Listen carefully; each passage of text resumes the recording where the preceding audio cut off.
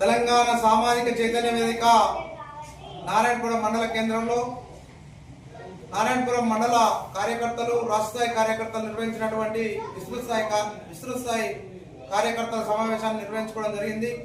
ఈ సందర్భంగా స్థానికంగా ఉన్నటువంటి అనేక మంది మన తెలంగాణ సామాజిక చైతన్య కార్యకర్తలు స్థానిక ఉన్నటువంటి సమస్యలని పరిష్కరించాలని చెప్పేసి మన దృష్టికి తీసుకురావడం జరిగింది।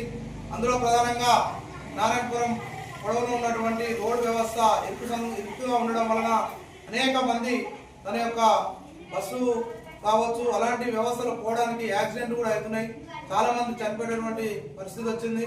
కాబట్టి ఈ యొక్క రోడ్డు వ్యవస్థని వీలైనంత వరకు కేంద్ర రాష్ట్ర ప్రభుత్వాల నిధులతోని స్థానికంగా ఉన్నటువంటి నాయకులు, ఈ ప్రాంత ఎమ్మెల్యేలు, ఎంపీ అభ్యర్థులు ఉన్నటువంటి వాళ్ళందరూ కూడా వారి యొక్క రోడ్లని విస్తృతపరిచి ఈ యొక్క ప్రాణాలని, ప్రజల యొక్క ప్రాణాలని, అనేక ఆస్తునస్తులని, అదేవిధంగా ఒక వాహనాల డ్యామేజ్ని అన్నింటినీ కూడా తగ్గించవలసినటువంటి బాధ్యత వీళ్ళపై ఉన్నదని చెప్పేసి తెలియజేస్తా ఉన్నాం।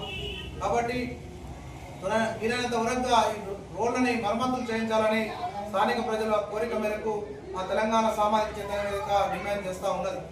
అదేవిధంగా రాబోయే రోజుల్లో ఈ మధ్య కాలంలో వర్షాల వలన అనేక మంది రైతులు తన యొక్క పంట నష్టంతో వరిచేళ్లు మునిగిపోవడం, పత్తులు నానిపోవడం వల్ల వరదల వలన అనేక మంది నష్టపోయారు। కాబట్టి ప్రభుత్వం వాళ్ళకు పంట నష్టపరిహారం కింద కొంత వెసులుబాటు కలిగించి డబ్బులు చెల్లిస్తే బాగుంటుందని చెప్పేసి కూడా ఈ తెలంగాణ సామాజిక చైతన్య వేదిక నుంచి డిమాండ్ చేస్తా ఉన్నాం।